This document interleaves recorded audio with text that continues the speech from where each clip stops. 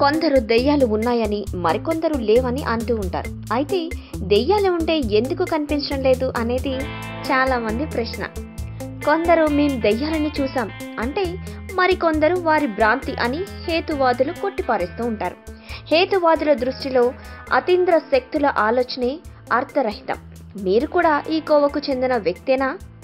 అయితే దెయ్యాలు ఉన్నాయా లేవా అనే వాదన పక్కన పెట్టి వాటి గురించి ఆసక్తికరమైన ఈ విషయాలు తెలుసుకోండి.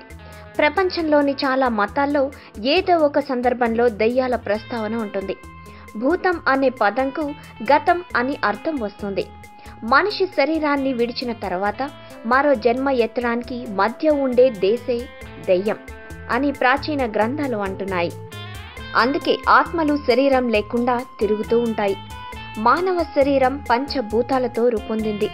అవి గాలి, నీరు, నేల, ఆకాశం, అగ్ని.